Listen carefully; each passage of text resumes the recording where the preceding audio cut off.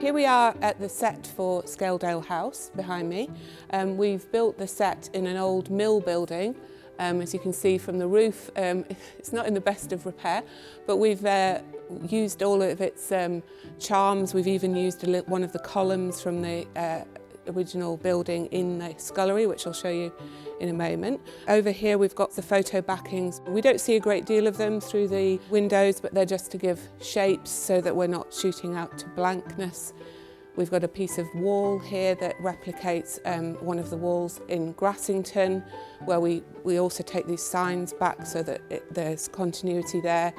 And then looking at the front of the house, this portico and the railings are items that we will actually de-rig and take with us to Grassington, where we shoot Darrowby, and we attach this to the front of the house that we use as our exterior in Grassington. So coming through the front doors, we've got a set of double doors here and an internal door. The reason that we usually in sets we give ourselves a buffer zone so that when we're cutting between exterior Grassington, Darrowby and interior set, we've got a series of doors that we can use to allow us to create those interchanges between actors without it being obvious that we've cut from a location to the set. So do come in. You can see here that the tiled floor of the hallway mimics the hallway in the original house in Thirsk in the museum, and also makes reference to those Dutch paintings that we used as our inspiration at the start of the project. This area here is we call the waiting area. So this is where clients will come and see the vet. So they will sit in these chairs in this area here and wait to see the vets in these rooms here. So the idea is that we wanted the people who are coming with their animals to almost be a part of the everyday life of the house. So when someone's sitting here with a dog on their lap or something, Mrs. Hall might be walking through with a tray of tea, and it's all got to feel like it's part of their everyday world. So the first examination room we've got here, we've used all this reeded glass, and we've got blinds that they can play with up and down to sort of make the rooms more private or not. This is Siegfried's examination room. You'll be able to see from if you look up that some of the rooms have got part ceilings in, and we allow spaces to be opened so that we can put lights in from the top as well. So Siegfried's room has areas of chaos, which is exhibited here. This is kind of his admin life, which is a little bit chaotic. But when it comes to actual procedures and working with animals, he's completely laser focused on what he does. So there are parts of this room which are very tidy and very orderly, and parts that are quite chaotic. So that's what we were trying to achieve here. And then through this door, we have another examination room, which we begin the series. It's being used as a junk room really, but this is where James ends up working.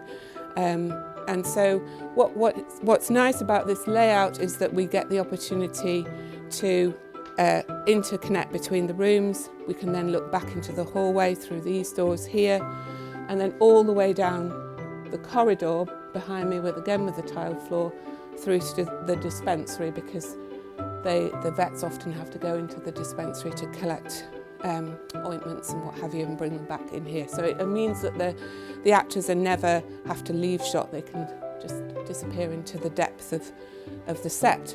So from here we're going to go back into the hallway again, into the waiting area, and we can see through the doorway here, which we'll come back to in a moment, is where Siegfried has his office.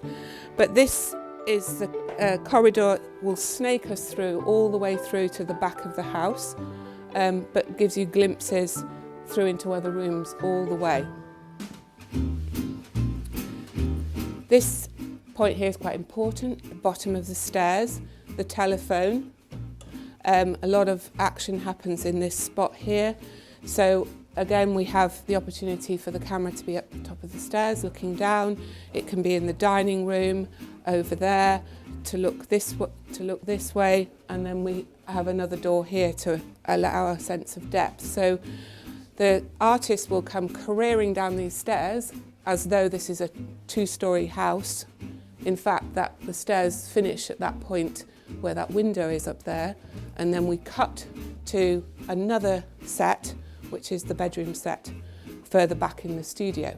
We've got an equipment room under the stairs there, and then this is the dispensary. So the dispensary has a view through to the walkway, which means that Mrs. Hall can go past the window, rap on the window to make sure that Tristan, who's often working in here, is aware when Siegfried is back in the house, so he knows to look busy. This is a nice example of how we wanted to use texture and the kind of colour palette of the sort of home baking and the warmth and things by using Lincrusta, which is a traditional textured wallpaper, and then having papers that have pattern but always against soft coloured backgrounds. So it means that behind the actors' heads the background is soft, so we're focusing on the actors. There's a little bit there which would lead to a garden but actually leads to where our producer is at the moment.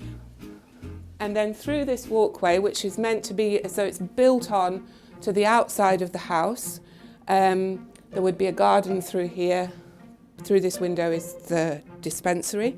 So Mrs. Hall keeps the vegetables here, bits of gardening equipment, wellies, flower pots, etc. But then we're into the Mrs. Hall's world, really, in this room. So this is the scullery, referring back to those columns which belong to the original building. This is one of the original ones. This isn't. So if we were to put this set somewhere else, we'd have to replace that one.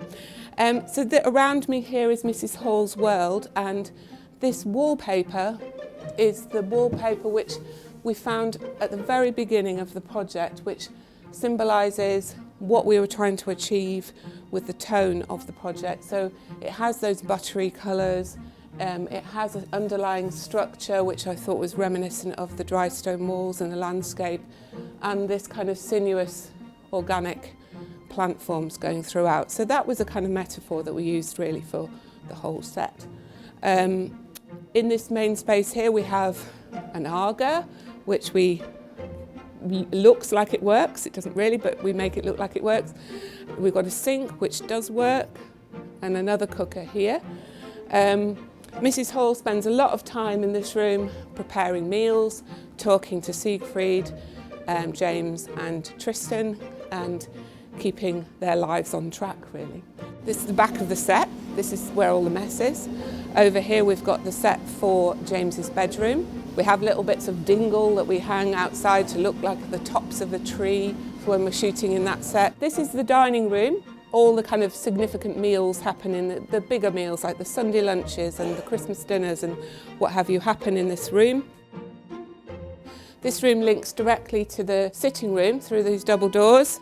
This is Siegfried's office, and this is really a kind of quite critical room in the house in that it's imbued with a lot of history of his character. So his wife in the story has died 4 years previously, and this would have been her music room. So we have a piano in here, and we know that Siegfried has a passion for music, so he plays occasionally.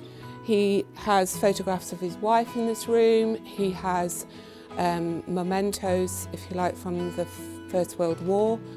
This is where he does his admin, his main admin. So we tried to kind of create this idea that he's a very reluctant account payer, shall we say. So he doesn't chase up when people owe him money. He forgets to do that, and that's what he uses Tristan for a lot of the time.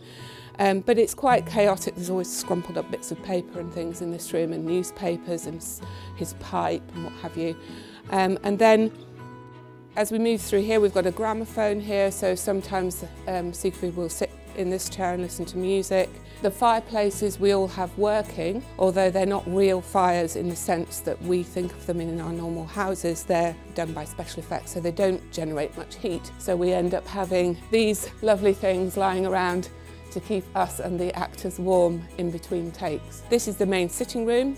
So we have lots of options for where actors can sit and have dialogue with each other.